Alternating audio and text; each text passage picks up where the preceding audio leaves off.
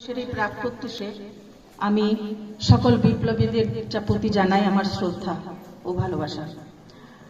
একটা আঞ্চলিক কবিতা আমাদের বীরভূমের যে গল্পটা ভাস্করবাবু বললেন সেটাকে মাথায় নিয়ে লেখা। হার জিত কবিতার নাম।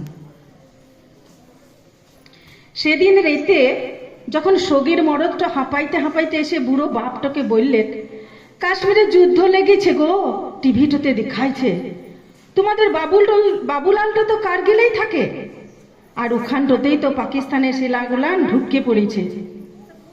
ওর কথাটা শুনে মাথায় বাজ পড়ল, বুকের ভিতরটা ঝনঝনাই গেল, চোখে আধার নামল, হাত পা সব যেন কালিন গেল।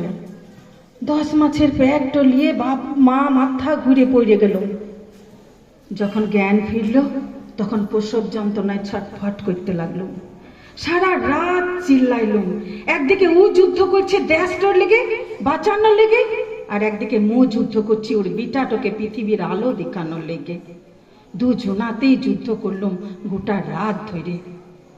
পরদিন সকালবেলা দেখলুম মোদের ওই টালির ঘর আর গোবর লিপানো উঠোনটাতে লুকিয়ে লুকিয়ে গিজ গিজ করছে। সারা গাঁটও হুমড়ি খেয়ে পড়েছে মোদের ঘরে। কত বড় বড় নেতা, কত কাগজের লোক, গাদা গাদা ফুল। বুঝলুম মোর মরদটা আর লাই।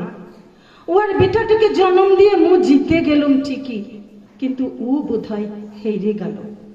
বিটাটাকে শক্ত করে মোর বুকটাতে চিপে ধরলুম আর গল গলে কাঁচা শরীরটা নিয়ে এগিন গেলুম ওয়াদের দিকে। সবাই তখন মোর মরদটার নাম ধরে চিৎকার করছে আর বলছে, শহীদ বাবুলাল মারান্ডি অমর রহে, শহীদ বাবুলাল মারান্ডি অমর রহে। মু ওই কাঁচের বাক্সটার উপর বিটাটাকে শোয়ালুম আর বললুম, ভেবেছিলাম মু একাই জিতেছি, তুমি বোধহয় হেরে গেছ। কিন্তু না গো, তুমি বহুত বড় জিত জিতেছ, বহুত বড়। তোমাকে কথা দিলুম যে বিটাটা দিন গেলে মোর কুলটোতে ও একদিনই দেশের লেগে লাগবে। ও মোর জীবনের যত সাথ, যত আহ্লাদ সব তো শহীদ করলুম এই দেশটোর লেগে তোমার মতন, এই দেশটোর লেগে তোমার মতন। জয় হিন্দ,